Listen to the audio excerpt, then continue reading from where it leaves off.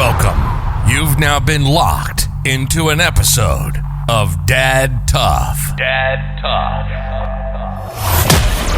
Bringing you your weekly injection of any and everything dad, husband, and man. So sit back, grab a beer, get rid of that pesky wife and kids, and get ready to dive into fatherhood, marriage, men's health, youth sports, and a bunch more nonsense coming straight to your screen, headphones, and into your hearts. Sometimes being a dad is tough, and sometimes you gotta be tough to be dad. Are you dad tough? What's going on, guys? Welcome back to another episode of Dad Tough. I'm your host, Blake Brown, and today we're sitting with the one and only D.S.O, aka Dad Starting Over. Man, I'm glad you could come on today. I'm really excited about this. Well, thank you for having me, man. I appreciate it. Awesome. Well, we are going to start this thing off right. We're going to do what I call a shot and story, where we take shots and you tell us a little bit about yourself. This segment is brought to you by High Ridge Spirits, the distillery. If you've not checked this place out, make sure you give it a good check, you guys. Awesome environment. All their alcohol is brewed and distilled in Florence, Alabama, in store. Like I said, they have live music almost every night of the week. They have open mic nights on Wednesdays. So if you want to sing a song, tell a story, read a joke, whatever you want to do, guys, make sure you get signed up on that list. Well, that sounds like a cool place. Oh, yeah. Oh, it is. It is pushing buttons over here. Yeah, man. Let's say it's a good place, man. It's not a big young crowd. Not your typical college bar. They don't do dollar beers. You go in, you drink alcohol, and you know you listen to music. That's about it, man. It's nice. You know, very cool.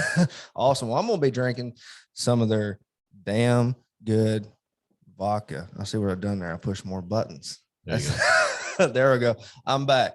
But I'm gonna be taking a sip of their damn good vodka, man. It's awesome. It's awesome. It's got a good backstory too. We'll just pretend this is booze. It's Diet Coke, but it'll do. Well, I guess I'm kind of an alcoholic. Salud, or salud, buddy. Yeah, Prost or whatever. Yeah. Yeah. So tell us a little bit about yourself, man. Well, where should you start? You want to go into what got me here to the Dad Starting Over world? I mean, as of right now, I'm a 46-year-old man with 4 kids and my second marriage, living in middle of nowhere, Kentucky.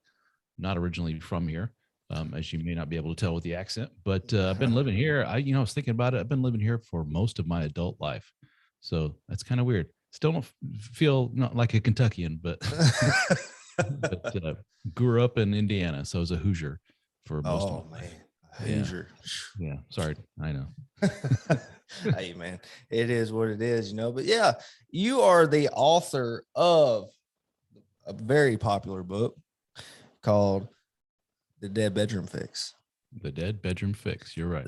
The Dead Bedroom Fix. So pretty much that book, it helps men to develop, I guess, a more intimate relationship with their spouse.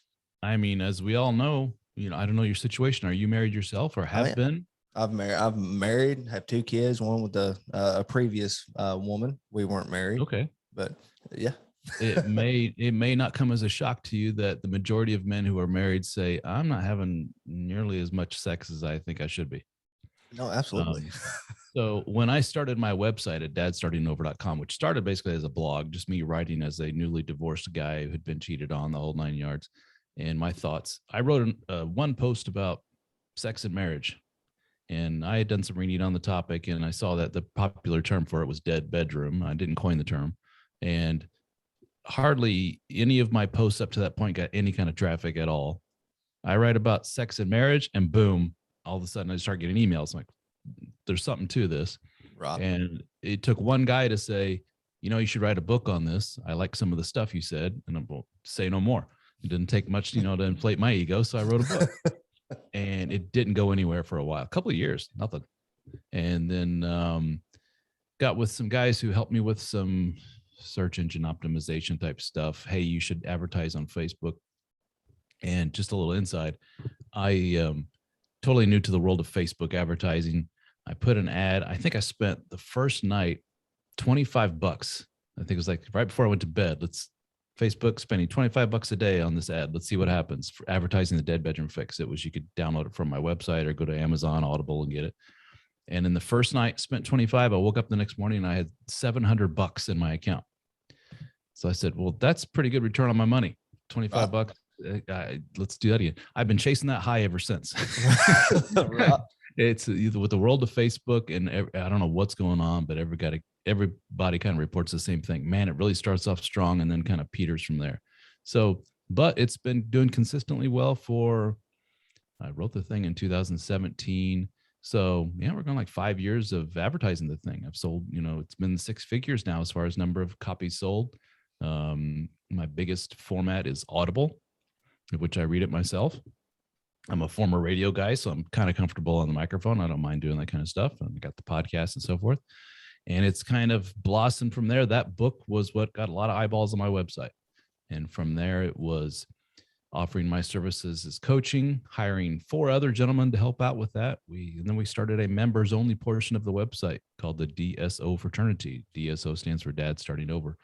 And we have live meetings. We record all of our live meetings. We have a catalog of live meetings that we had. We have a members only podcast. You can download, listen to all my books. We have a discussion groups that are live 24/7 on Facebook, private groups that only members can get into. And that's been pretty huge. And we have just over 800 members from all over the world right now. And this all stemmed from a divorce. Yes, very much so.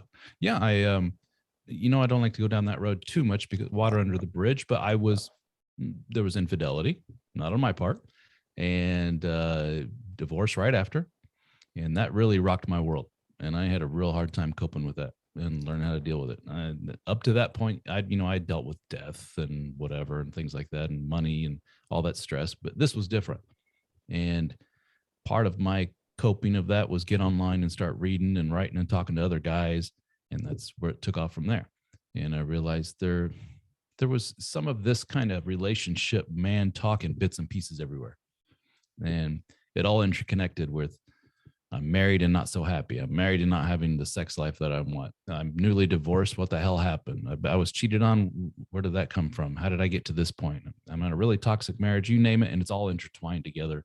And that basically is the dadstartingover.com website. All the articles, podcasts, all that good stuff. Right. Now the way I kind of explained to, I guess some of my friends that, I've, shared the Dead Bedroom Fix with and, things like that. And the way I kind of compare it is, I've read the book, The 5 Languages of Love, and I feel like, and correct me if I'm wrong, I feel like yours is more of a alpha male top way versus the Dead Bedroom Fix. And that's the thing. I was reading like you say, men are fixers. We want to fix stuff, and so that was obviously it was me, because I was reading the 5 Languages of Love on top of the Dead Bedroom Fix. And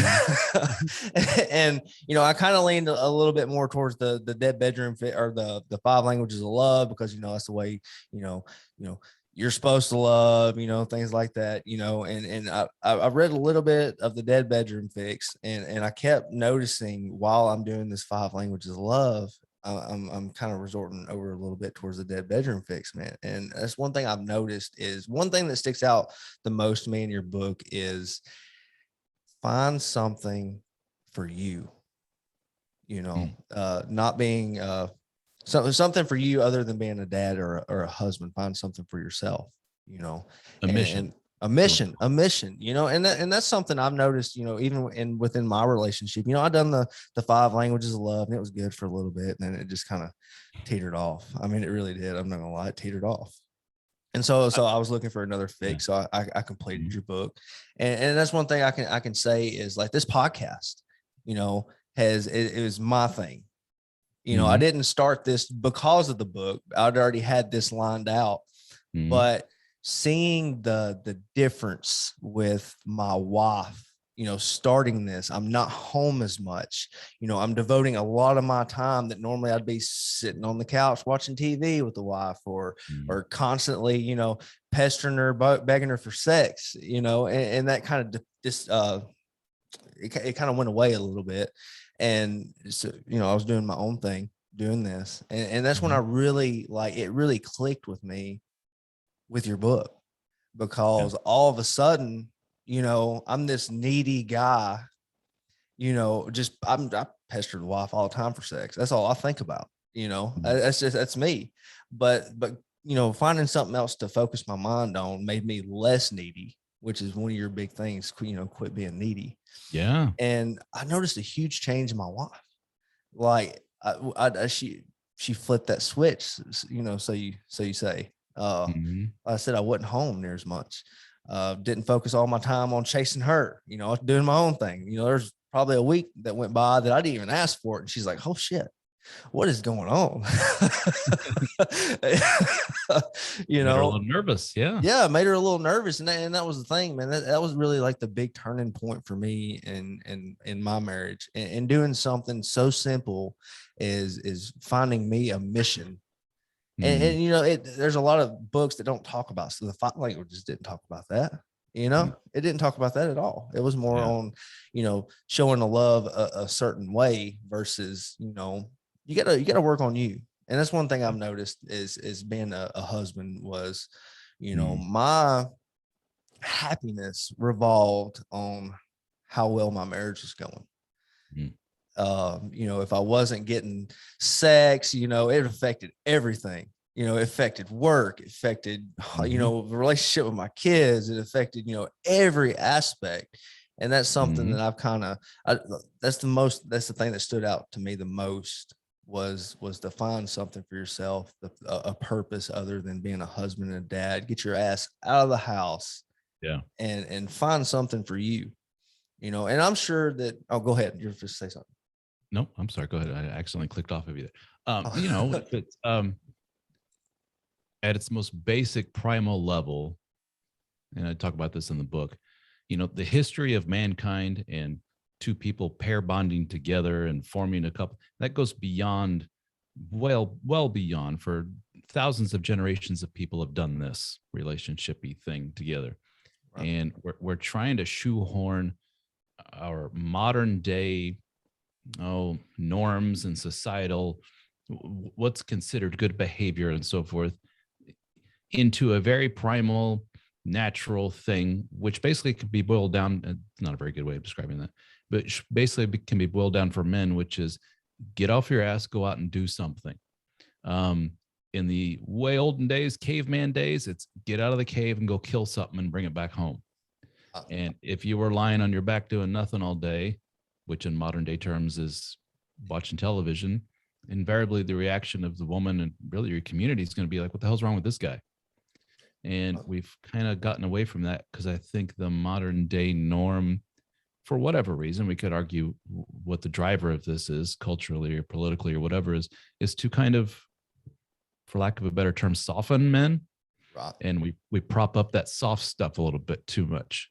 You're helping the kids out with homework. Yay, you're an awesome dad. You're helping out with cooking and cleaning. Yay, you're an awesome dad. And all these things are required. It's just part of being an adult and a parent. But it's the fact that we prop them up so much as, dude, that's it. That's the Shangri-La that's the pinnacle of being a man right there. And we just totally negate all the other stuff, which is the most basic primal stuff, which ironically is the stuff that makes your wife go, well, hello, who's this? Oh. That's your wife didn't recognize you from across the room the very first time she saw you and said, he looks cute. Wonder what his name is. She didn't follow that up with, I wonder if he also is good at ironing clothes. She was just like, I wonder who he is. I wonder what he's up to. I wonder what he's like. I wonder if he's a nice guy. I wonder what he does for a living. I wonder mystery, a little bit of that nice, healthy anxiety. And we just get away from that. When you live with each other and you're on top of each other 24/7, and the mystery, the anxiety, the whatever is gone, and you're just there 24/7. It's a recipe for disaster. And complacency kicks in. Comfort kicks in. Comfort is that's a killer for men. As soon as you're comfortable and you put your feet up and you're just like, I don't have a thing to worry about anymore. Oof, it's over. Yeah. You always got to be chasing. You always got to be working. You always got to be going out with a mission and trying to do something, better yourself as a man. The second you don't, your wife and society in general just says, what the hell's wrong with you? And Right. that's when you notice things start going downhill. That's the playbook that most guys have now for marriage. It's just what you do. You just sit around, do nothing, take Billy to the soccer games and come Yep. home and sleep. Yep. That's Take about out it. the trash, you know. And then things if like you're that. lucky, you roll over to your wife who's already in bed before you are and just say, you want to? And she's maybe once every couple of weeks, she says, yeah, hurry up. And you're like, woohoo, that's awesome. No, No, it's not. it's not. That was my first marriage, basically. Right. And I'm not, I don't want to go down the road of that horrible woman. No, I'm introspective enough to look at myself and say, oof, I really effed up in a lot of ways. And that was the genesis of the book, was me looking back and go, man, how did I F up in that? How do I see everybody else doing it? And why is it that some guys, this is key, some guys are able to be in a marriage for many years and they still love each other. They're a sexy couple. They're playing grab ass when nobody's looking. They're kissing each other out in the hallway when nobody's looking. Why are those people different from the rest? What do they have? Is there some little thing that they have that the rest of us can learn from? Yeah, probably. Absolutely. Why not? And it probably starts from the very beginning of the relationship. And it sounds sexist, but the man and the way he kind of leads and navigates the relationship has a lot to do with it. And no, I'm not, letting women off the hook. Some of you women out there absolutely suck at relationships. Like you don't put a damn bit of effort into it whatsoever. You just think you can show up and that's it. And with so many thirsty, desperate men out there that have led them to believe that, Absolutely. That's why we have these 300-pound plus women on the online dating with a laundry list of what's good in a man and what they will what they're looking for. And you're looking like, how the hell does she think she can get away with this? Because in general, she can get away with it. She still gets a free dinner a couple times a week. She still gets dates and sex. So a lot of women aren't bringing a lot to the table. Kind of going off on a tangent there, but that's them, and we can't control them. Right. We can only control us, and that's the purpose of the book, the website, the fraternity, is we can control us. And when you kind of know what buttons to push and what knobs to tweak, and mission is a big part of it, you notice, wow, everything kind of starts taking care of itself, including the whole bedroom situation at home with the wife. Yeah.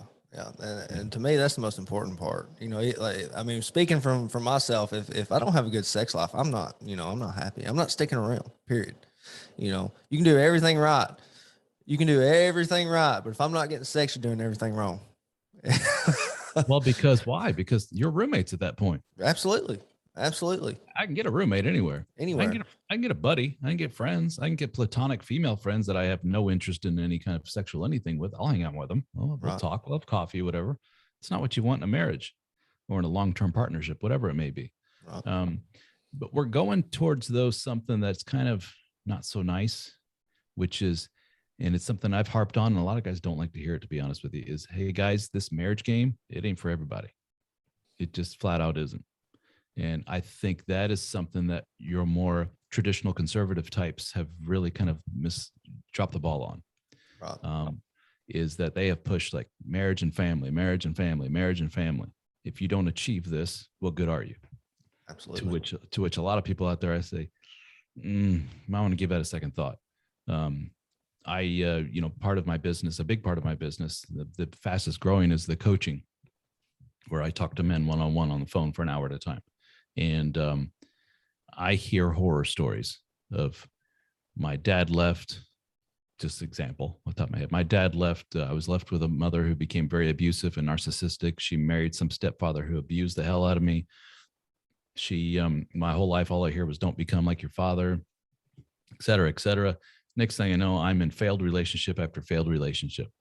And I've been married 3 times and I got 8 kids. And yet, why the hell do you keep doing this? Well, just what you do. Right. No, it's not. How about you take a time out and go, I got some issues. And those issues kind of go back to when I was a youngin' and when I was a kid. And I need to get those things straightened out before I keep bringing more broken human beings into the world. And those guys tend to find some really broken women to pair up with too. Absolutely. And I hear that all the time. And I just wish it was hammered into people's heads. Take your time. But also at the same time, I recognize that kind of butts heads with the concept, which is kind of foreign to us men, which is the biological clock. There's a woman who's 25 years old and she's like, I'm ready to have a kiddo. And, but she has a laundry list of awful baggage in her wake and failed relationships. And she's like, I don't care. I want a kid.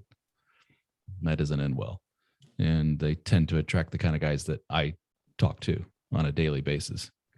And doesn't end well. And more often than not, it ends in a dead bedroom. But that's just one small symptom of a really toxic relationship. Right. Yeah. Where do you think men mess up the most at as a whole, as far as, failed relationships, failed, dead bedrooms? Yeah.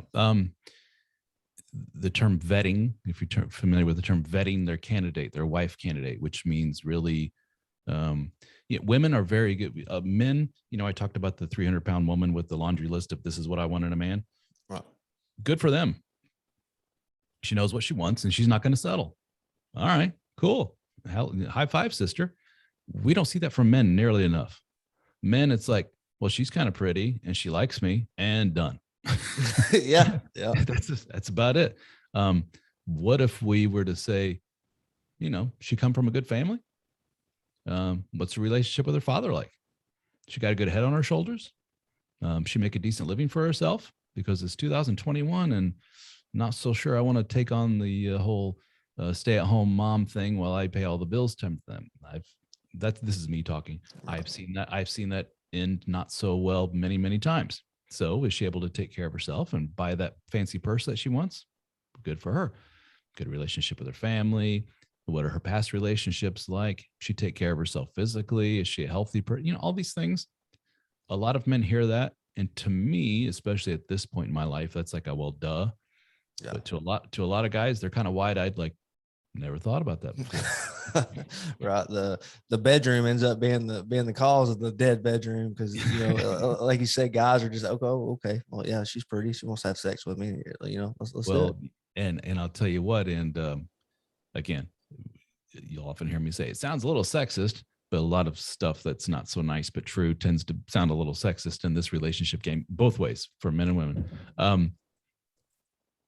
It's true. Those really hot young ones that are very hypersexual, what tends to go along with that? Cheating. I was going to say not so good up here in the brains department. They're right. little nuts. Oh yeah. Yeah. So, crazy in head, crazy in bed. So if, these poor guys that I talk to have very little experience with women, maybe like a girlfriend or two casual in high school, and then they meet her. And she's over the top hot. She's hypersexual. Oh my God, she does anything and everything. And she validates the hell out of me and makes me, feel like a king. Am I going to marry her? I'm going to marry her tomorrow. And, she wants to have a kid or two. Let's do it. Those don't end well. And I hear that more often. No one is pulling that guy aside for whatever reason, putting their arm around him and saying, cool your jets, give it a few years. What's the hurry? Yeah. Date her for a while, date around, date 12 others. She's not going anywhere. But nobody does that in the man world. Over on the women's side, she's got a chorus of women telling her, are you sure this is the one? What's he do for a living? Does he have kids? Does he not? Does he want to have kids? And there are a lot of guys misinterpret that. It's kind of cold and bitchy to be that way when it comes to relationships. I think we could learn a thing or two from the women in that regard. Right. No, absolutely. Yeah. So, and where do men fall, in the whole relationship game? They don't vet the candidate enough. Absolutely. That's what I see again and again. And I mean, I can speak for that personally. Me and my wife, we I met her on Tinder, buddy. I swiped right on her. I mean, honestly, and it was, obviously it was physical, because I mean, they'll give you a little bit, base profile on there, but typically you're going for looks, and I'm just scrolling through, and then I see my wife. She's in a bikini in a pool behind a beer pong float that just, screamed America, and I was like, man, I'm going to marry her, and then, years down the road, I found myself, almost divorced, almost, or a dead bedroom, and I'm not afraid to admit it. I've had a lot of problems with the dead bedroom, Mhm. but like reading your book and stuff, it's definitely helped for sure. Well, good. It Good. has. It honestly has, and it like so you take more of like an alpha male approach to it. But I like that. But it's really more for care for yourself, and the other things will come. Whether it's your physical health Yeah. or your mental state of being, or like I said previously, the find something for you, find you a mission, something that gets you going every day besides your wife and kids. Mhm. And it's awesome. It's helped my marriage. Well, good. Good. It had. And Go ahead. in the process, has your wife been resistant? Has she been kind of overly anxious about the changes that she sees in you? Oh yeah, no, absolutely. I've been accused of possibly cheating and Mm. everything, but honestly, it made me feel good in a way, though. I Sure, mean, sure. seriously, because it's like, well, hell, where Yeah. the hell did this come from? Damn, she does care, you know. I'm starting to go to the gym. Well, I just figured you were going to the gym, get in shape to leave me, And I'm like, hold up. First of all, I don't have to be in shape to find another woman, Yeah. But yeah, just the reactions that I've gotten from her. I love my wife, Des. She's a good woman. I mean, she really is. She's great. Kind of had a little bedroom issue, but like I said, just seeing like how she reacted to the things, like for example, starting this podcast, devoting my time into my mission, like it just drove her crazy. Like, you're never home, you're Mm. never home, you don't spend time with me anymore, like, and I'm like, sorry, this is something I've got Mm. to do. This is something for me, this is But something. I would assume you're still carving out some time for Oh her. yeah, no, absolutely, yeah, Yeah. every Good. chance I get, every chance I Yeah. get. Which is a good segue into another part where men fail. And this is something that they're kind of taking a page from the woman's playbook. And this is where a lot of women fail and then men follow. A lot of women fail in, I'm married and I'm a mom now. Well, that's my role in life. I'm a mom Right, and done. Um, and it takes the man kicking and screaming and dragging him out of the house to go on a date with him. right, And the women are resistant. No, I don't trust anybody with my kids. I'm worried about them. I have anxiety when I leave them. Um, I don't feel good about my physical appearance anymore. I don't feel sexy and fun like I used to. And then men kind of follow suit and go into the, well, I guess I'm a frumpy old dad then. That's my role. Excuse me while I burp. So it's great that you have the mission, but you have to carve out that time for you and wife time. And that means no kids. That means going away for a weekend somewhere. And if your wife is like most, there will be some kicking and screaming. Well, I have this to do. I have that to do. There's so many things around the house. There's so many, I can't just pick up and leave and go. No, we're going to do it. That's what we're going to do. I often tell the story. My wife is a surgeon. So she's a very type A woman, controlling, smart, whatever. And no weak man is going to be able to be her husband. But when I'm trying to think of the right term, I always use the term break that horse. You know that term, where you got a wild horse and you got to break them, where they finally calm down, so to speak. It's kind of when you're with those type A women, you have to break the horse, so to speak, which basically means show them that they can trust you.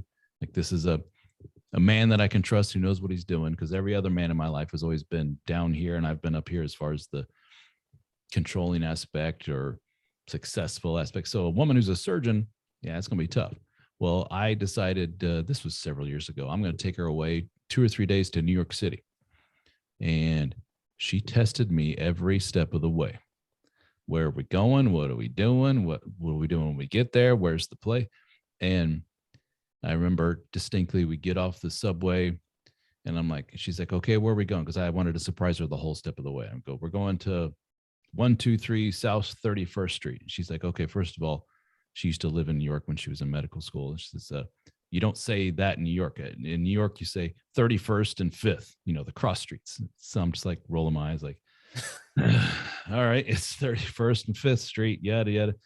Well, is it this direction or that direction? And the old me would have kind of thrown my bags down and said, you know what, bitch, we're done. We're going home. Right. But it was just new me just kind of laughed at her. Like, how do you just kind of pat her on the head saying, shh, it's okay. Let me handle it. And kind of perturbed her a little bit, but she loosened up as the weekend went. And it's been years. She hasn't shut up about that weekend since. It was the most amazing thing that a man could handle from A to Z. This is so sweet that everything was so thoughtful and so much fun. He just took care of all of it. And I just sat back and didn't have to do a thing. Didn't have to worry about anything. Holy crap. No one's ever done that before. That's one example of a guy who just says, let me handle it. We're doing it all. I don't give a shit about your resistance along the way. And we call those shit tests along the way to see. And for those that don't know the concept of the shit test, I didn't invent this.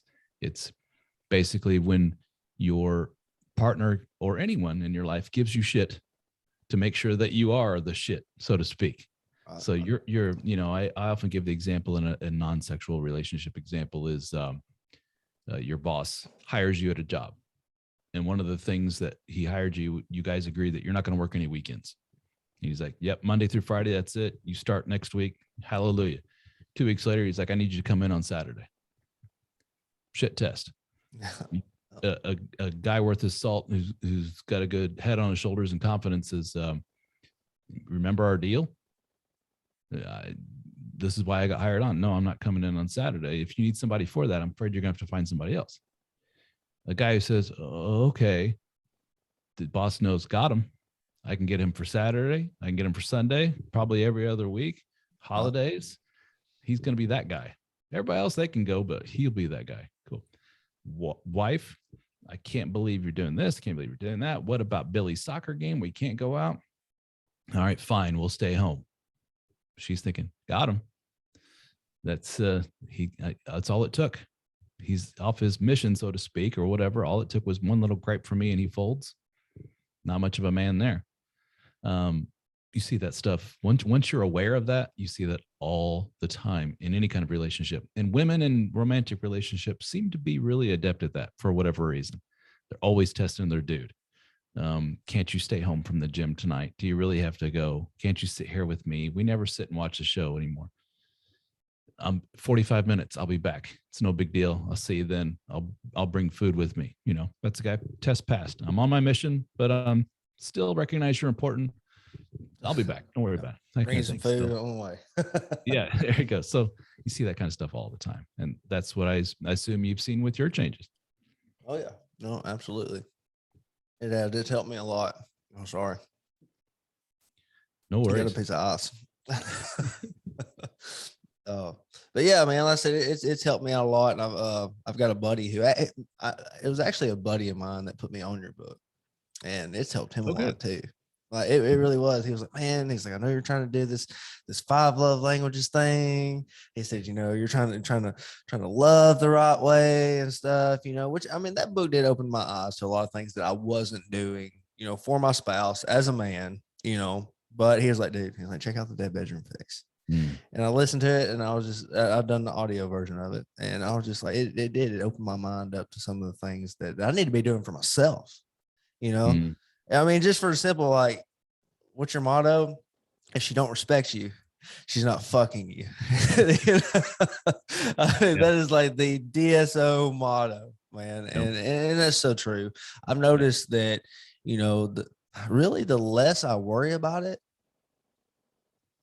the more I get it, and it's crazy because I'm the chaser, I'm a man. I'm on testosterone replacement therapy, so that automatically just amps up my sex drive because I had absolutely nothing wrong with my sex drive, and that just amps it up. Some. Yeah, and then so I'm just chasing it. It's like, man, we go 5 times a day. Let's go.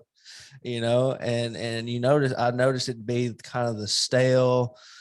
All right, well, come on. It's like, I don't even want it now. Like, no, But I noticed the less I worried about it, the more I focused on myself and the things that I had going on, like the more she initiated it. Like, hey, you want to go? And there's a few times I'm like, nah, I don't feel like it. But what does that show? That shows you're a man of what we call abundance, right? It's like, I'm not begging for every little crumb that you give me, right. My wife, we just had a baby here 4 weeks ago, and she's made little insinuations of, we're not having as much sex right now. And I'm just looking at her like, we just had a cesarean section. They just basically gutted you on an operating table, ripped a child out of your body. And then afterwards, after a few days later, she had to go back to the hospital because she had what was called preeclampsia, which is her blood pressure was through the roof. She could have died. Right. Here we are a couple of weeks later at home, and she's being told you can't move for 6 weeks, stay put. And she feels bad about not having sex. And I'm just looking at her like, there's more important things in the world right now. So I appreciate the sentiment. But when she rolls over and starts grabbing at things, I'm just going to pat her and say, no, easy. I don't want you rupturing something. But that shows that I'm not some, I'm glad finally I can get some. I've been dying for it these last couple of weeks. No, I'm, the term I like to use, I'm not a slave to my balls. I'm a man. I'm not a little teenage boy that's like, oh, finally I'm getting lucky. It's like, no. There's, I want to go back to you pointed out where that mindset you're in, you're less anxious about it. You're less needy. You're distracted, for lack of a better term, by a mission and everything else. All of a sudden, the sex stuff kind of takes care of itself. It's kind of like if you ever played sports, if you've ever been on I used to play basketball a lot, and you're in a game and you're just blowing the other team out, and you're up by 40 points, and there's no doubt you're going to win this thing. All of a sudden, you loosen up, and you have the game of your life, and you just start scoring like crazy. And you're passing like crazy. Everything's loosey-goosey and it's fun. And you're just throwing up shots and half of them are going in. You're like, where the hell did this come from? Well, because that tension's gone, that stress is gone. Oh, I need to win. Shoo, that's done out. Now it's fun again. Right. Same kind of thing. Now it's fun again. Now I'm worried about my podcast and I'm worried about this and that. And it's just, oh yeah, wife. That's way different than coming home and I wonder if we're going to have sex today.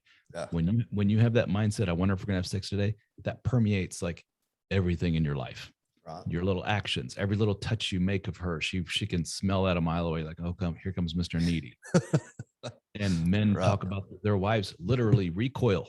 Like, oh, when the guy touches them, he's like, geez, I was just touching you. She's like, yeah, but every time you do, I know what that means. It's like, great. Because you're acting like a needy little kid. Right. And you're seeing what happens when you act like a man. And in our discussion groups that we have on Facebook with the DSO fraternity, which, by the way, go to dsofraternity.com and that will redirect you to our website where you can learn more about it. There's guys have little mantras that they come up, and one of them was, what would James Bond do? So if you want an archetype or some type of model to follow, the fictional character of James Bond is pretty much as alpha male as you can get. He can walk into a room, he looks good. Every woman's like, well, who is that? And he doesn't give a shit. He just sits down, has a drink, does some gambling, flirts with a gal. If she doesn't want to, see you later. And he's off to kill some bad guys. Doesn't get more tough than that. What he's not going to do is walk into a room. I wonder if this woman's going to want to have sex with me. He's not going to be super needy, et cetera, et cetera. So if that helps you guys to kind of super simplify it, what would James Bond do? There you go. Yeah. They're going to be coming to him, They're definitely going to be coming. And this was something I've noticed. I said, man, I'm not going to say the less interest you show. Well, I mean, in a sense, I guess I am showing the less interest you show, the more I feel like it spikes their interest. Like, oh no, something wrong with me. Is he talking to another woman? And I hate but I see where you're going, where you're like, I don't want to be an asshole. Yeah. Totally ignore the woman and push her away. But there's a little sprinkling of asshole, for lack of a better term, in there. But really, if you were to ask any psychologist and describe what it is you're doing, he or she would look at you straight face and said, well, congrats, you're a mentally healthy person. You're not super needy. You're not just always hanging on, I wonder what he or she thinks about this. Wow. You're doing things. And what you'll find is, ironically, your actions will be more altruistic and more genuinely good because you're not doing them because I wonder if this will result in affection from my wife. I'm doing this. I want her to say attaboy. And, you're just doing it because you're doing it. I'll be the first to say, and it sounds very not alpha male-ish, for lack of a better term, I'm a good housekeeper. I just am. I'll wake up in the morning before the wife does because she's been up breastfeeding the kid and she's exhausted. I'll walk out into the kitchen and go, time to unload the dishwasher. And I just do it because I hate looking at a full dishwasher. And then I go, there's crumbs and shit all over the floor, and I clean it up. Oh, we haven't done this laundry yet. And I just do it. None of that is done because I wonder what my wife will say when she sees I've done all this. Just shit you got to do because I'm annoyed by looking at it. I'm like, what kind of what kind of man would I be? I'm like, look at that pile of laundry and go, wife will do it. Yep. Moving on. Just take care of shit, you know? And that's one thing I noticed, like in your book and listening to some of your podcasts as well. He's also has a podcast, guys. DSO, Dad's Starting Over. On what is it? Any podcast platform? I know I listen to it on Spotify. It's pretty much in all of them. Yeah. Yeah. But that's one thing I've noticed, with Yeah. some of our friends, we'd be talking about it and stuff, but they'd be like, man, like as far as the doing something to expect something in return, that attaboy. I had a buddy on the podcast the other day, and he was talking about how he would he'd leave the vacuum cleaner out in the middle of the floor after he got done vacuuming. And that's the thing, man. Like going back on your book, like I used to do the same thing. I used to do the same thing. I was the type of person, like I never had a problem with women. I chased. I've had plentiful of women. And so this is really the first real relationship I've been in, and it's kind of it's gotten stagnant over the years, and you just think from the very beginning, like we're just gonna have this great sex, this great relationship, through this whole time, and then reality fucking hits, and you're like, shit. And then you start trying to. That was my problems. I never really coped with relationships. Mine normally was one night stands. Wham bam, thank you, ma'am. Never talk to you again. There's probably a lot of women that's going to watch this episode, but yeah, he's an asshole. From 5-10 years ago. But that's something like I've noticed, it's something that it's something you continuously got to work for. I honestly, I believe that the dating game never stops, even in a marriage. Yeah. I really believe that wholeheartedly. And I quit playing the game for a while, and I had a dead bedroom. Almost went through a divorce. Yeah. And once, like I said, I read your book, and it kind of kicked in a little bit, like, hey, quit worrying about all this shit. Worry about yourself. Go to the gym, get fit, find something for you. Quit being needy. And that's one thing I noticed, like versus like the love languages versus your book, in the 5 languages of love, one of the love languages is acts of service, where, a woman feels validated by and loved by the actions and the services that you do for her, washing dishes and stuff. And as well as gifts of appreciation, or whatever the term is they use there. It's funny, stop you there. When guys on the groups and so forth ask, has anyone read this? My generic response is the love languages as a whole are pretty much horseshit. And, but there's of course there's validity to it. The problem is, if I take using my book as the archetype for the relationship, which is the undersexed husband and the wife who'd really lost interest years ago, and you give those guys the quiz and say, what do you want? The guy's 99.9% of the time is going to say, what, physical touch? Is that the one that actually, I honestly think, well, the physical touch in the book was kind of referring to like touching, not just so much as touch, like literal touch. Yeah. I think there's one that's acts of it's feeling appreciated, feeling validated as a man. I think that is the number one. I was going to say that's the one that basically they tie hand in hand. Right. When a woman is touching you, she's validating you that I still care about you, still here, still love you, still appreciate you. That is something, if we could take this podcast to the direction of, so what do we tell ladies? How can they be better? My number one thing, and I wrote on the website about it, how to be a better wife, is learn how to validate. Because women early in the relationships are validating machines. Oh yeah. And they know it. And they don't know it. They unconsciously know it. They know how to say, what to say, when to say it. I give the example of a guy's driving in a car and he goes, look at that cool car over there. And if it's a new girlfriend, she goes, ooh, I like it. It's pretty. I like that car. He goes, yeah, that's a 67 Corvette. Oh, really? What's something like that cost? Well, it costs this much. Oh, can you get one? No, I can't afford one of those. Yada, yada, yada. And on they go. Yeah.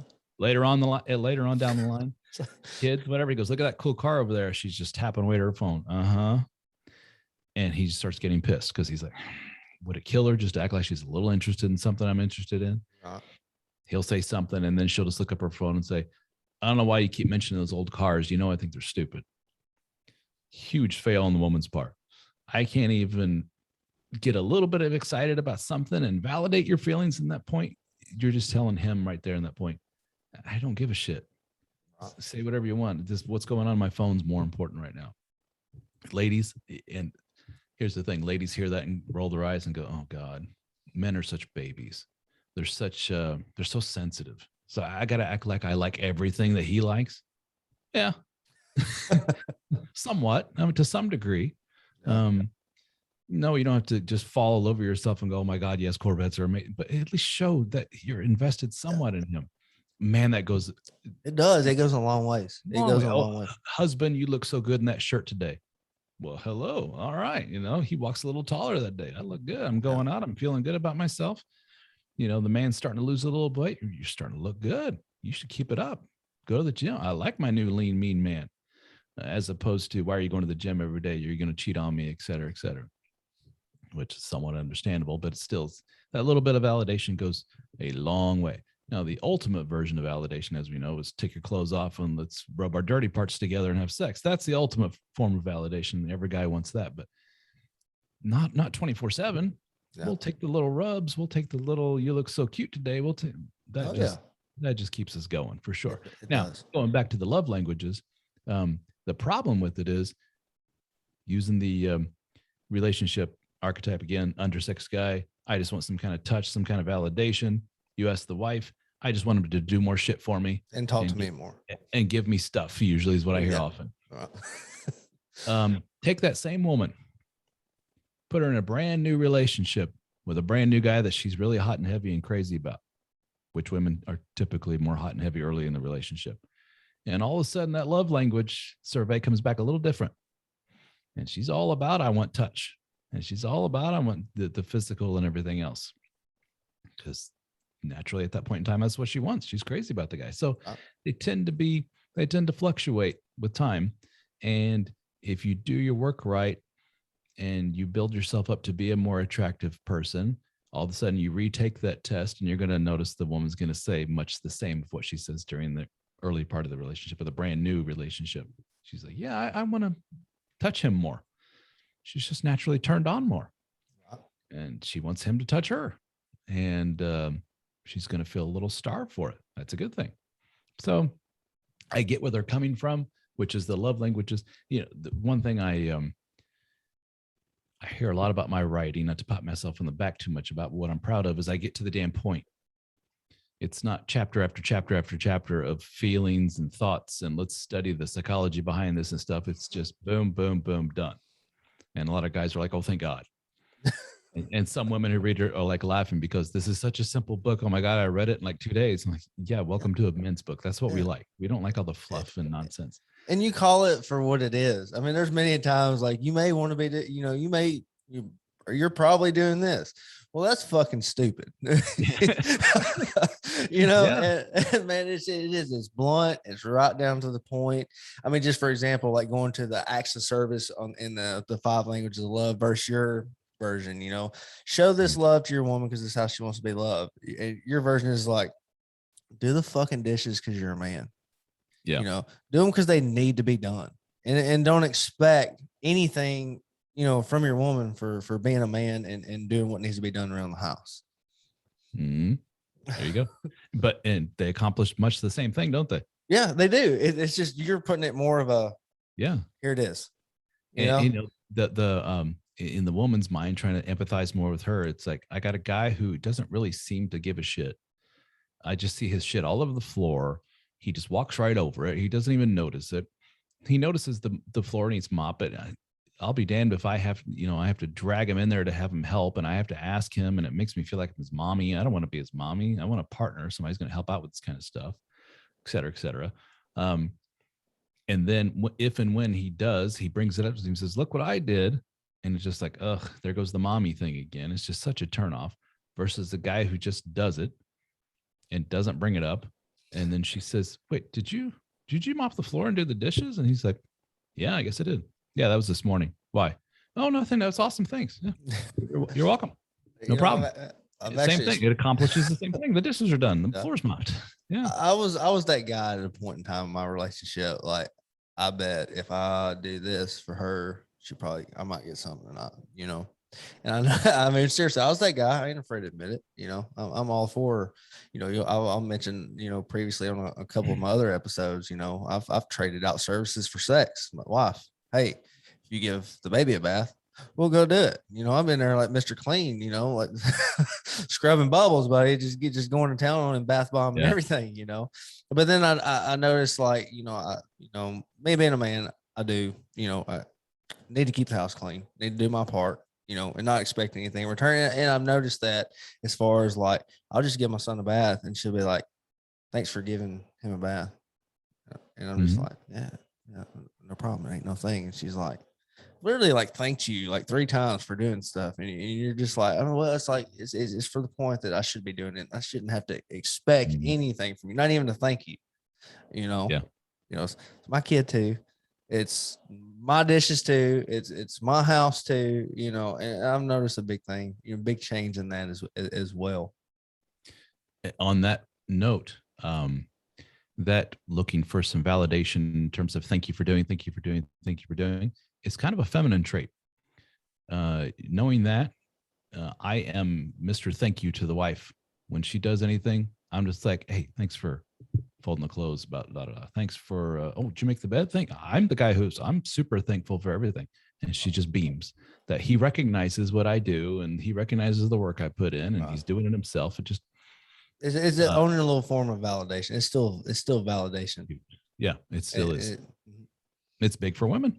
It's huge. It's big for men too. It made me feel good, It definitely made me feel good. But I played it off like, hey, it's what it is. It's supposed to do that. But the ultimate form of validation for men, which a lot of us don't see, is some form of the crowded room. Let's say you're at a Christmas party for work or something like that, and you're with your wife, and she's surrounded by a bunch of girlfriends, and she elbows them and says, see that guy over there, that one across? That's my man right there. That's my man. That's the ultimate form of that gets us, stand a little taller, that she's saying, there's my special dude. I want all you women to know, like, that one's mine right there. Yeah. I'm showing them off. Yeah. And for all the guys that are watching this, that takes work. Oh, absolutely. Yeah, that takes work. That's something I've realized. Get back in the gym. Woman ain't gonna brag about a man that's gained, 60 pounds and during his time off from work or whatever the case may be, he sits his, fat ass on the on the couch for, hours on end at the time and doesn't do anything. That takes work, Yeah. And the ultimate, what a lot of guys tell me is, using that Christmas party analogy, the cute floozy at work, which there always seems to be a cute floozy at work.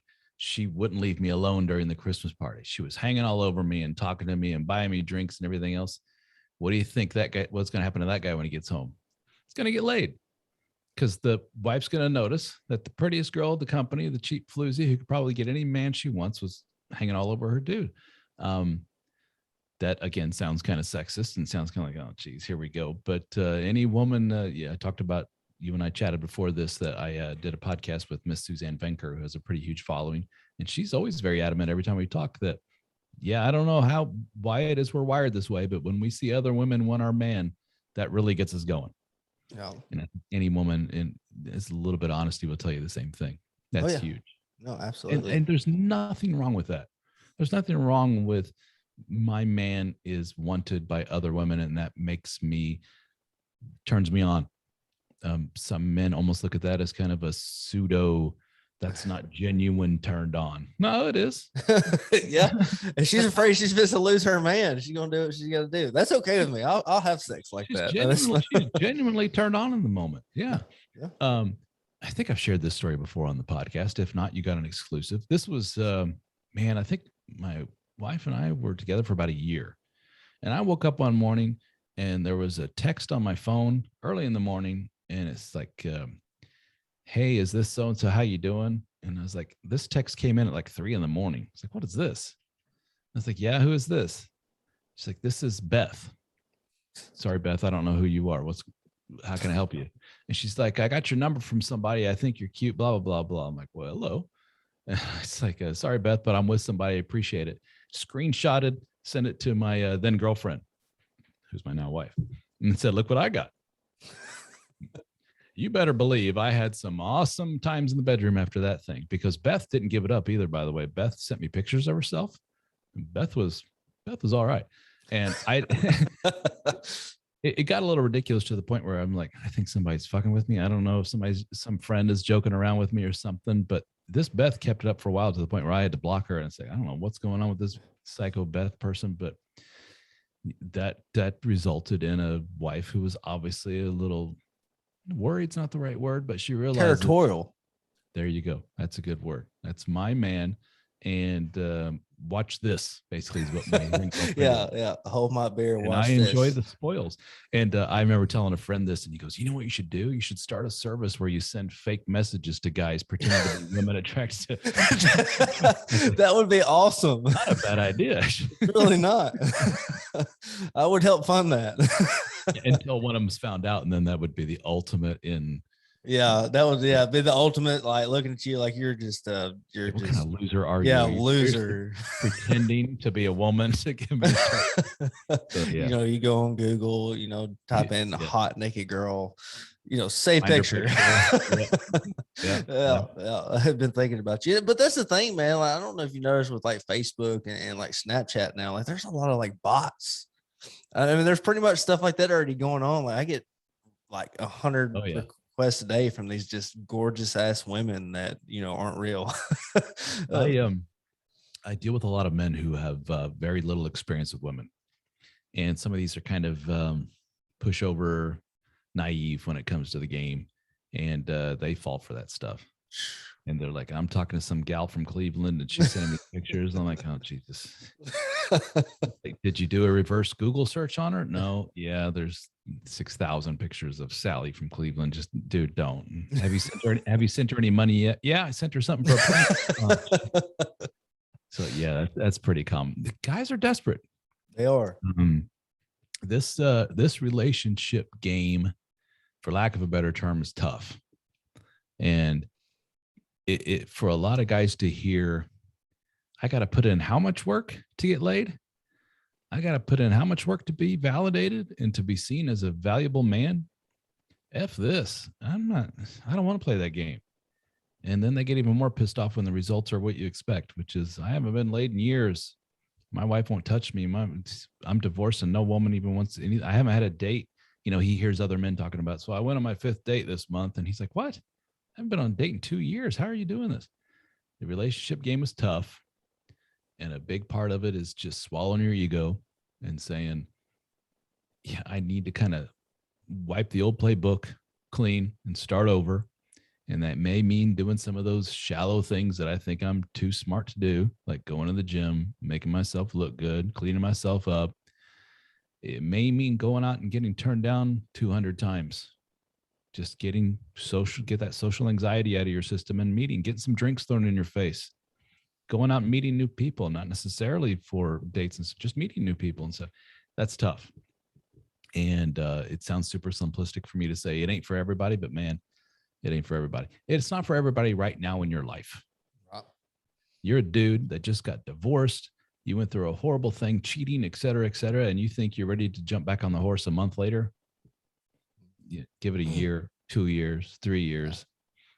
Have, date around, go to therapy, be around men more, find your mission that you talk about. And then you'll be in the right headspace to maybe be in a relationship. I think that's why most, marriages fail, and second marriages fail, and third marriages fail, because you leave the first marriage with problems, with issues. And you're so eager to jump back into another relationship just for the simple fact that you feel like there was nothing wrong with you. You put all the blame on, the other person. So you jump into this new relationship with the same problems that you brought into your marriage without fixing anything. And then it's eat, sleep, repeat. You're taking them same problems into a different marriage, to a different relationship, and it ends the same way. And I 100% agree with you that you need to take time for yourself, work on yourself, mental health, physical health, all the above. And like you said, I've always been told, the best way to get over somebody is get under somebody, and to an extent that's, that's true. It's worked for me in the There's some truth past. to it. There's some truth to It's it. worked for me in the past because I'm not a type of person that gets attached. I'm really not. I love my wife. I don't need my wife. I want my wife. And I've always been the type of person that I've never get attached. But most men, then that's that second, maybe third person, and that's being generous. They're gonna fall in love all over again. Mm-hmm. Very quickly, surprisingly quickly. And it seems to be there's a correlation, an inverse correlation, if you will, between a man who's been really, really super duper hurt by a woman. I mean, she took him for a lot of money, cheated 9 times, et cetera, et cetera. Those guys fall hard for the next one that they get with. In a way, they're kind of conditioned after years. Some of these guys for decades, like I've been a married man for 20 years. That's all I know. Come home to somebody, share everything, every part of my life with somebody. You got a favorite TV show, a favorite restaurant, a favorite song, and that just went away. Right. And now I'm left with, it's just me, little old me in my head. And I feel like I'm going nuts. I don't know who the hell I am. I don't know what to do. I don't know hobbies, interest, mission. What the hell does that mean? Right. Friends, all my friends are off their kids' soccer games and everything else. I haven't hung out with a buddy in I don't know how long. And what better way to get over this little mini depression I'm in? I know, I'll get a new girl. That's how it goes. What they find is if they got a little bit of looks and a little bit of charm and some game, if you want to call it that, it's not that hard because there's a lot of whack jobs out there that are waiting for men and they're just ready to take advantage, and it ends horribly every time. Absolutely. Absolutely. Way too much. Absolutely. Well, guys, we'll be right back after this message from our sponsor. You're listening to Dad Tough Podcast. We'll be back after a message from our sponsor. Gentlemen, many times we realize how we're not used to be. We have fatigue, we have weight gain, even if we're dieting and exercising like we're supposed to. And for many men, pills and prescriptions aren't working anymore for their ED. At Men's Wellness of North Alabama, we take the time to hear your concerns and get to the root of the problem, and we offer solutions. Call today for your free consult. Let's talk man to man and fix it. 256-366-2470 or men's-wellness.com. And we're back. Man, that's the thing about testosterone, man. It's helped me. And I know, and I've noticed that, like going back to your very first podcast episodes versus my very first podcast, we talked about the same thing, hormone replacement therapy, the testosterone replacement therapy. Yeah. I've been on for 6-7 years now. Yeah. I've been on it for about, 3 months, 4 months. Are you already seeing some results? Oh yeah, no, absolutely. Man, my drive, my just energy. Drive in general, energy as a man, it's through the roof. I honestly feel like I'm 18 again, which I'm 30. Yeah. I'm not too far off from 18. Yeah. But yeah, it's definitely. I noticed. I definitely noticed the biggest like first year, major physical changes, emotional. I had some anxiety, especially after the divorce and stuff. Some background on me is that my mom is a very anxious person, and that made me kind of a very anxious kid. And I noticed as I moved away from the house, that kind of dwindled a bit. And as I became an adult, but then the marriage, number one, and the kids and the stress, and then the divorce really ramped up the anxiety again. But after the divorce and with the testosterone, anxiety gone. Yeah, that was huge for me. Just huge. Kind of like I just don't give a shit what people think anymore. Kind of level of thought process. I remember I used to be very self-conscious about how I looked and stuff all the time. And I remember being coaching my kids' basketball team and being out on the floor and standing there and not giving a shit what people were seeing as I'm in a big crowded, gym full of people, as I'm standing in front of all of them. And I remember thinking, that's new for me. I used to be very self-conscious. Is my shirt tight? Is my, then I didn't care. So that was new for me. Then the physical, obviously, some muscle. I gained like 20 pounds of muscle, and some things were very obvious, like traps that I'd never had before, shoulders, things like that. And so it's nothing but good for me. Nothing but good for me.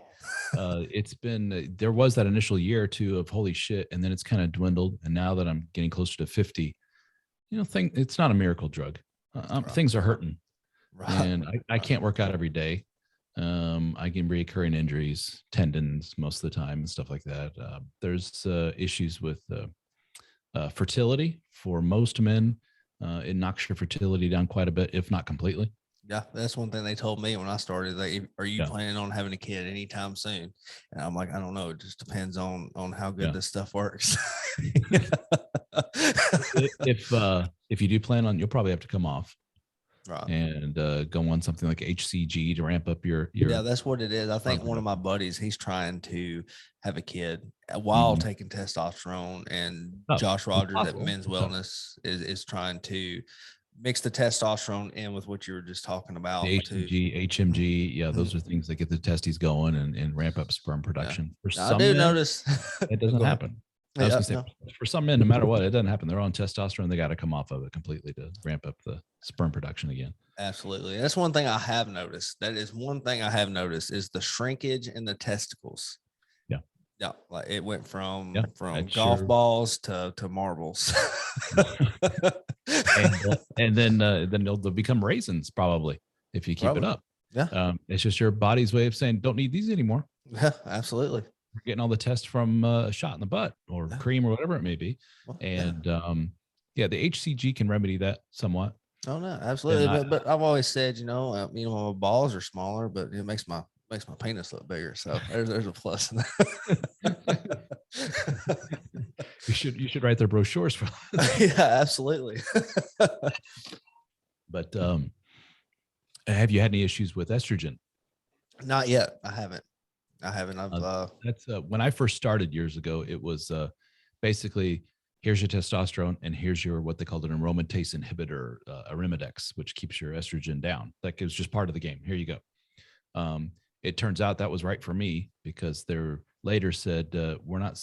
The current thought process is we're not too keen on the idea of lowering estrogen too much and using these if we don't have to, because there's a lot of good that comes from having estrogen in your system, heart health and other things.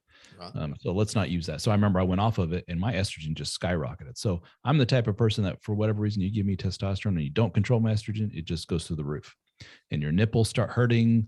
You become emotional, you become bloated, your face, basically like a woman going through, menstrual cycle or whatever. And you start crying on commercials on TV. You're like, oh, something's up here. And then they test do a blood test and wow, your estrogen's through the roof.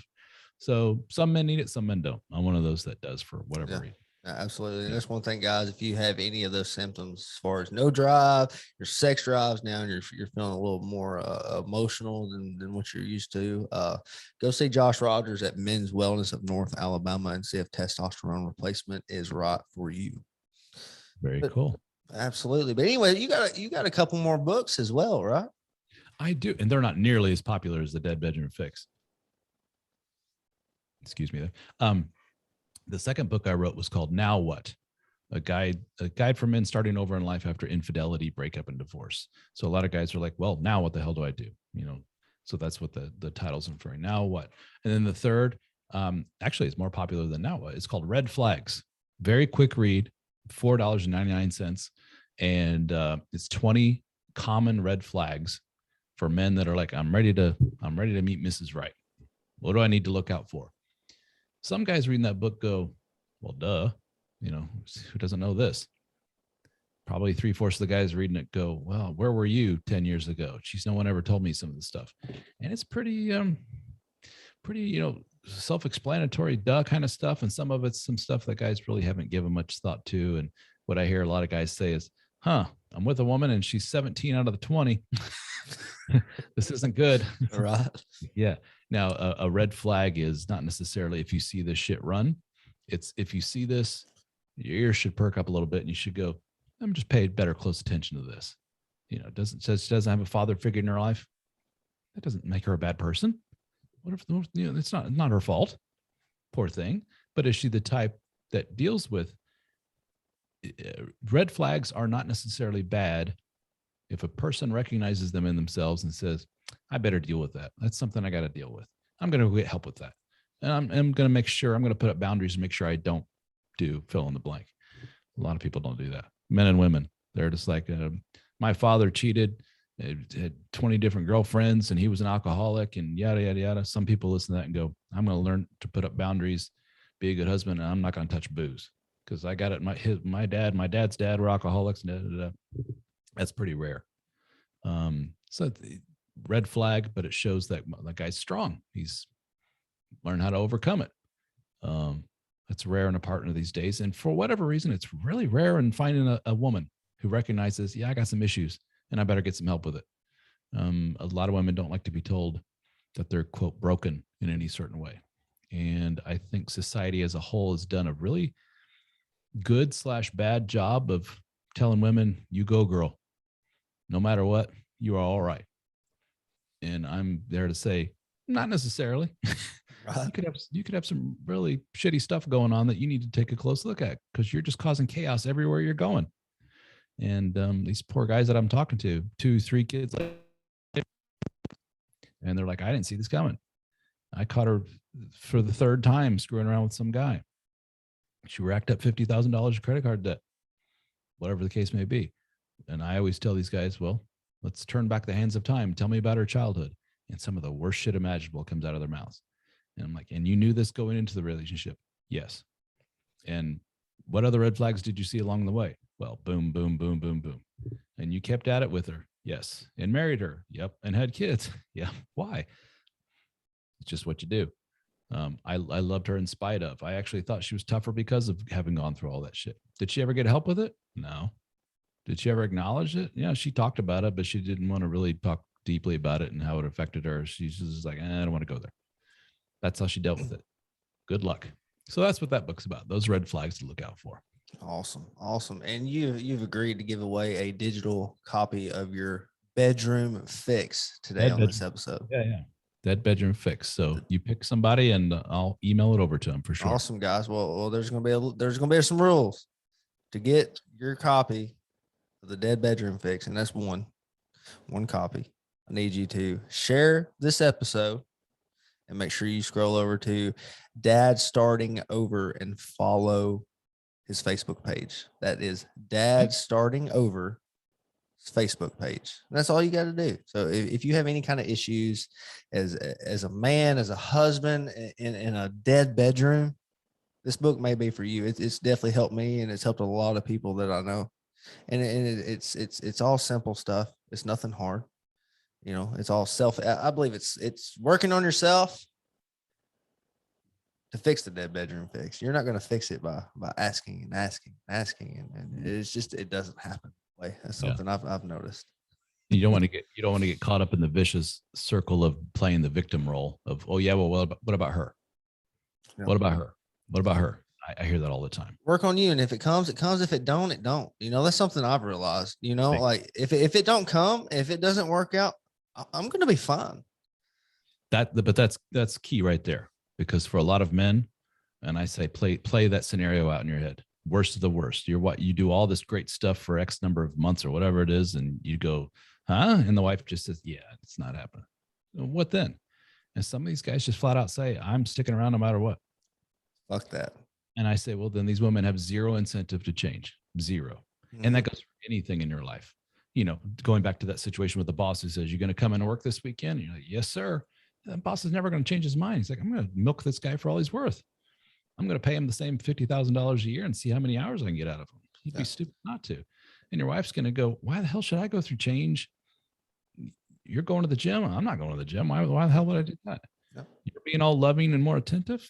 I'm just going to keep ignoring you like I always have. Why wouldn't I? You ain't going anywhere. And I believe that's where a lot of infidelity comes from is seeking things outside of your relationship that you're not getting. I mean, and that's me. If I'm not getting sex, and it's a constant thing, I'm eventually, probably more than likely, me being a man, I'm going to venture off. I mean, if I'm not getting it here, I'm going to get it elsewhere. Men cheat. Yep. You know, it's, you know, with my writing and so forth and all the guys, it tends to go in the direction of, holy shit, can you believe that these women do these horrible things? Women cheat, women do this, women do that. I had no idea. And we lose sight of the fact that if you don't put up those boundaries yourself, I don't care how much of a religious person you are, or what, there's a limit. And some poor guy that hasn't had any validation no sexual anything for months, if not years. I mean, I've heard 10 plus years from some guys. Right. And I said, and now all of a sudden they wake up and they go, I've lost some fat and I've gained some muscle and I'm feeling confident. I got a whole new wardrobe and women are coming out of the woodwork. And I said, yeah, good luck. You're one, oh, you're so cute away from having an affair real fast. And these guys tell me, oh, hell no, I'm not wired like that. You're a human. You're a human ass being. You're wired like that. Yeah. And I wouldn't go as far as cheating, on my wife. I mean, I wouldn't. I would simply leave. Yeah. I mean, that's simple. I would leave. And I've told her that, if I ever come to the point and, to my relationship where I feel like it's just not getting any better, with the work that I put in, the work that you've put in, I'll just leave. I'm not going to cheat on you. I'm not going to do that to you. I'm not going to do that to myself. You have that self-worth and you have that sense of abundance of I'll be fine. Yep. It'll suck. I'll miss you because I love you. That's why I'm married to you. But in the end, I'll be all right. Oh yeah. A lot of men don't have that step, that next step. It takes a lot of work to get there. Absolutely. Absolutely. And that's another thing, guys. Like I said, the dead bedroom fix will help. I promise it will. And it might not just be in the dead bedroom, the bedroom area. It'll help you as a whole, as a man. It has me, and it has a couple of my friends as well. I said I was actually recommended this book by my friend. Okay. And so, yeah. But, man, I sure do appreciate you coming on. Thank you for having me. I appreciate it. I do. I enjoyed it. I was really excited about this episode because I believe in you, what you do, what you're about. I listen to your podcast every time you drop one, and it's good stuff. Thank you. Thank you. Well, guys, until next time, stay dad tough. We'll see you. Thanks for tuning in to Dad Tough. If you liked the episode, don't forget to like and follow the Dad Tough podcast on Facebook and YouTube. You can also listen to every episode on all major platforms. Have an interest in being on the show or want advertising? Reach out by email at dadtoughpodcast@gmail.com. Until next time, guys, stay Dad Tough.